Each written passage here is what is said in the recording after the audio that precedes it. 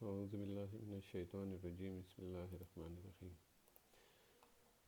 My third year students, today we will discuss epidemic, rather investigating an epidemic. What is an epidemic? Uh, by bookish definition, epidemic is actually the unusual or unexpected occurrence in a community or region of a disease or health related state or event in excess of the expected occurrence. This means that the usual or expected occurrence, not in excess of the expected occurrence of a problem, say disease or health related state or event, is actually the endemic. And this the unusual or unexpected occurrence is the epidemic. Epidemic is a time distribution and a short time fluctuation of a problem in a community.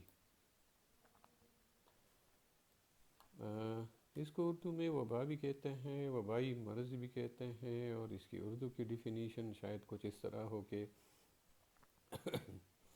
किसी शय की सब लोगों की बड़ी तादाद को एक ही वक्त में मुतासिर करने वाली बीमारी. And this epidemic is almost always, not always but almost always, मुतादी बीमारी और an infectious disease. There are three major types of epidemics: the common source, propagated, and slow or modern epidemic.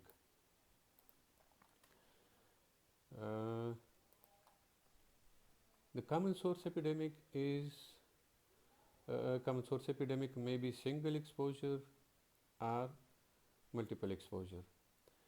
The single exposure or point source epidemic is actually exposure is, in this case, exposure is brief, simultaneous, and the resultant cases all develop within one incubation period. Food poisoning is an example. The curve is usually one peak in this single source epidemic, and median incubation period means the time required for 50% of cases to occur. The second type of common source epidemic is continuous, repeated, or multiple exposure epidemic. Exposure from the same source may be prolonged, continuous, repeated, or intermittent. Examples are a well of contaminated water, a water tank of contaminated water, a nationally distributed brand of a vaccine, or a food product.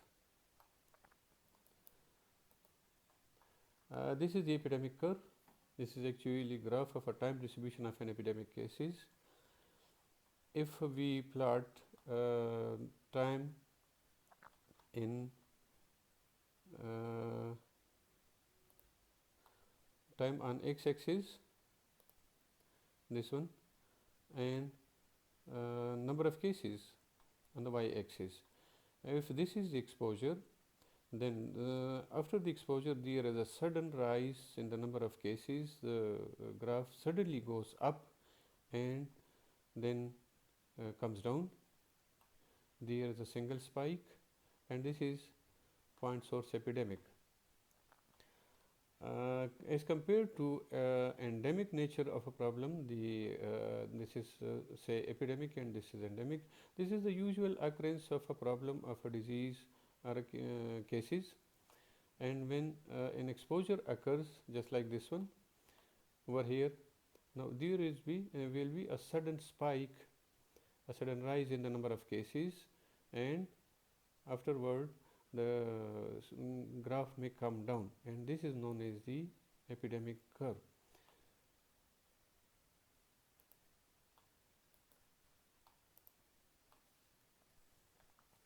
What are the main features of common source or point source epidemic? Epidemic curve rise and fall rapidly, no secondary cases occurs.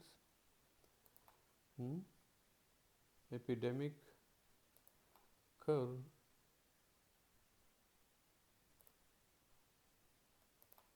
Epidemic curve rise and fall rapidly. This is just like this one. There is a sudden spike, and the case is then comes down to the baseline.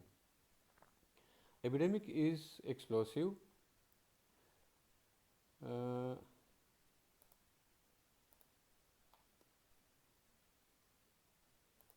Epidemic is explosive, that is, a clustering of cases and a narrow interval of time occurs.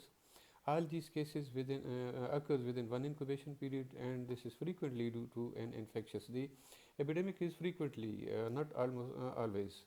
It is almost always. That is most frequently it is due to an infectious agent. You must remember there was an epidemic of cases from polio drops in 2018 in Peshawar. This in the rural areas of Peshawar, like the villages of Mashukhail, Sheikh Mahmadi, Badabir, Sarban, Sheikhan. Different villages were affected. A large number of school-going children were brought to the hospitals with the problems of diarrhea, vomiting, vertigo, fever, etc.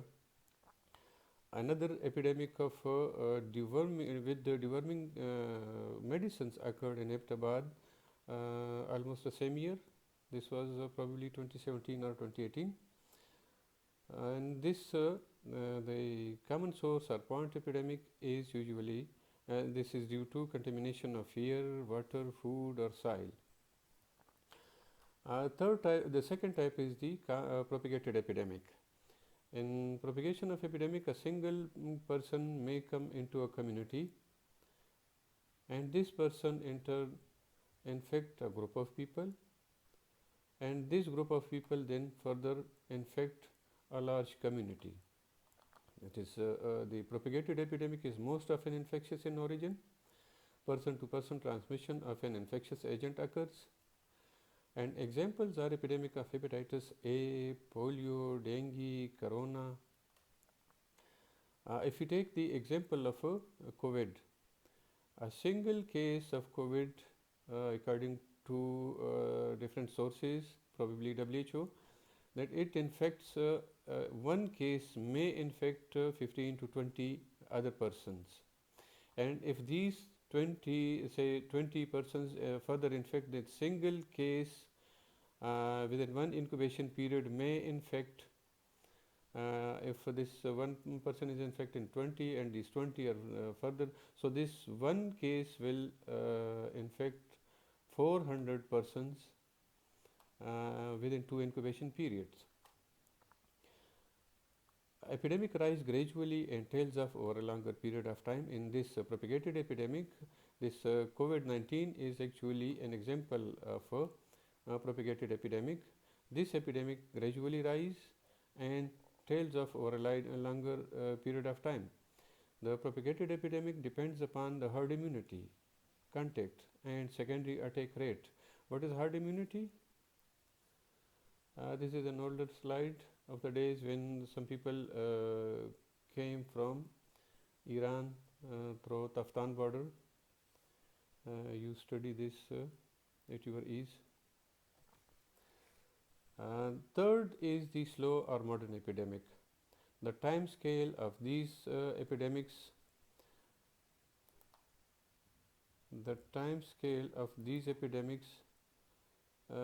shift from days or weeks to years. This means that this epidemic occurs over years or over decades. Examples are non-communicable or chronic diseases like diabetes, hypertension, heart diseases, cancers.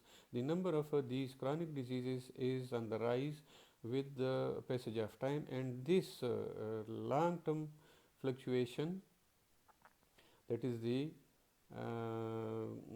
rise in the number of the cases over a longer period of time or over years or over decades, is known as the secular trend. How to investigate an epidemic? The objectives or the purpose of investigating an epidemic is that to define the magnitude of the problem. How much is the total burden of the problem of the disease with respect to time, place, and person? To determine the particular conditions and factors responsible for the occurrence of the epidemic, what are the contributing factors? What are the factors responsible for the occurrence of this problem? To identify the source of infection and mode of transmission, in order to determine measures for control of this epidemic, and to make recommendations to the relevant authorities for the prevention and recurrence of this problem. And this investigation of an epidemic is almost always conducted in a retrospective pattern. There are 10 steps of investigation of an epidemic. First one is diagnosis. What is the problem? Whether this is malaria, dengue, COVID, TB, what is the problem? We diagnose the problem with the taking history, clinical examination, and laboratory investigations. Second step is confirmation of the existence of an epidemic. We compare the disease frequency during the same period of previous years. If this is the same, say for example, the number of malaria cases or dengue cases this year are 100 per 50,000 people, and last year it was say 80, 85 or say 110. Now this means that these are actually endemic, not an epidemic. And the excess of the expected frequency for that population based upon past experience. If we know the past experience or the date of the past years, we compare this with recent data with the past experience or the past data, and then we decide whether this is an epidemic or endemic. Third step is define the population at risk. This is the population who may get the problem, who may suffer. For example, who are the people to be affected in dengue? I think all the people, all ages and both genders can be affected. Similarly, in polio drops, the persons who were affected were actually those who were given polio drops in schools. Similarly, in deworming campaign, those persons or those students or those children who were given deworming tablets got affected.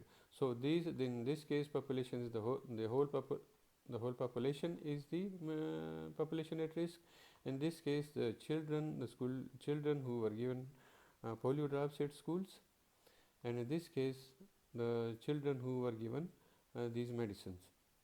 Then we obtain the map of the area and counting the population or the denominator, the population at risk. A fourth step is rapid search for all cases and their characteristics by medical survey, epidemiological survey, searching for more cases and new or secondary cases. By medical survey, we identify all cases, including those who have not sought medical care and those possibly exposed to the risk. By this, we do by screening. Epidemiological survey, like the name, age, gender, occupation, history of travel, signs, symptoms of the illness, parties attended, intake of food or milk, history of exposure. All these, we collect this data for searching all cases. Searching for more cases, other cases at home, family, school, workplace may be searched by screening or medical surveys. Search for new or secondary cases till the area is declared free of epidemic.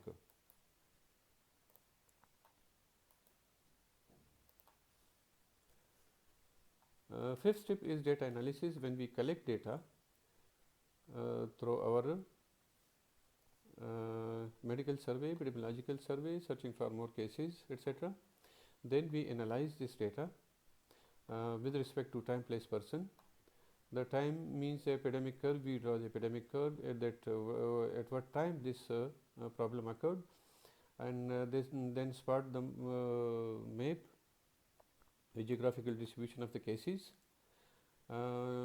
Person distribution, like which age is affected, which gender is affected, which occupation is more prone, to this problem. And sixth step is the formulation of hypothesis. On the basis of time, place, person distribution or agent host environment model, we formulate hypotheses in order to explain the epidemic in terms of a possible source. What is the source of this epidemic? What is the causative agent? What is the mode of transmission? What are the different environmental factors which affect this transmission or this occurrence of this epidemic? अच्छा, यहाँ पे एक comparing the disease frequency during the same period of previous years, confirmation of this is actually confirmation of the existence of an epidemic.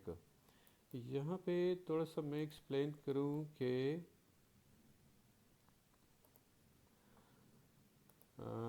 if we take the example of malaria, this is a paper published in PMC, sorry, medical journal, malaria journal, BMC, and the title is Prevalence and Distribution of Human Plasmodium Infection in Pakistan. If we take this example that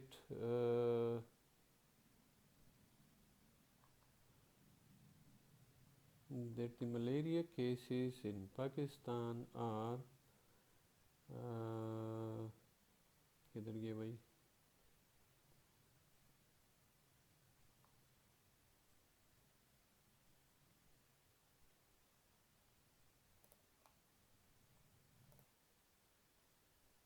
Now if we compare this one, that is the number of cases according to this paper,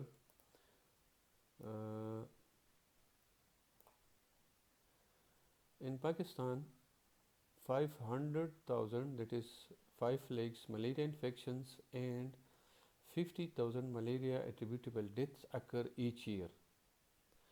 According to this paper, these are the figures. If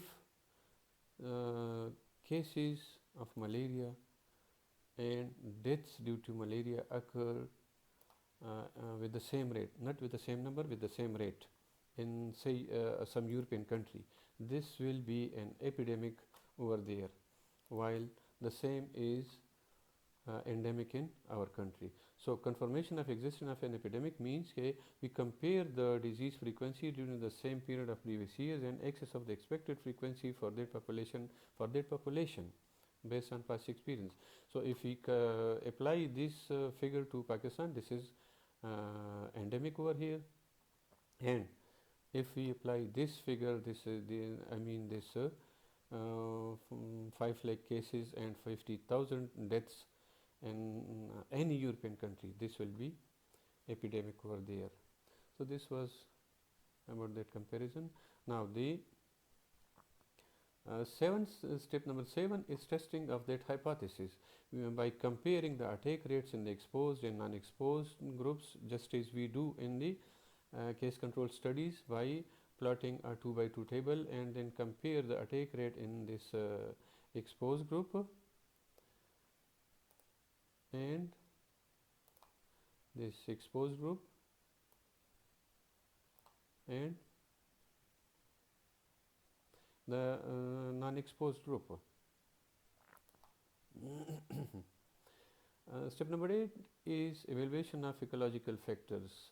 In order to relate the disease to environmental factors, to source of infection, reservoirs and mode of transmission for the prevention of further transmission. Sanitary status of eating habits, eating establishments, water and milk supply, breakdown in the water supply system, insects and animals, reservoirs, all these are studied, and a correlation is established between the occurrence of epidemic and these environmental ecological factors. And the outbreak is, this repetition is done in case control fashion. Further investigation of step number 8, second last step, further investigation of population at risk. by medical examination, screening test, examination of suspected food, fecal or blood samples, assessment of immunity status depending upon the epidemic. We study all these factors for the investigation of population at risk. And last step is writing the report of the epidemic. In report, we write first the background of the community. For example, if this is community of Peshawar, we write down the some background of the Peshawar. If this is KP, we write down the background of KP or of Pakistan in case, and date of the disease. What is the disease? Whether this is malaria, dengue, diabetes, or COVID-19. Historical data. Previous occurrence of epidemics of the same disease or related diseases is written in this report. Then we write the methodology of investigations, whether we collected data or we investigated this epidemic through questionnaire, through household survey, through laboratory investigations, through telephone calls, whatever was the method of investigation. Then we analyze the data, that is clinical and epidemiological data is analyzed, mode of transmission, laboratory data, interpretation of the data, and control and preventive measures are suggested at the end of each and every report. This is a link of a research paper. This was my research paper, Risk Factors Associated with Recent Outbreak of Dengue Fever in Peshawar. This was probably published in 2016 or 17. Now, the epidemic in nutshell. What COVID-19 has taught us till date and is teaching us or will be teaching us is more than a huge book on this single topic. Thank you very much. Allah Hafiz.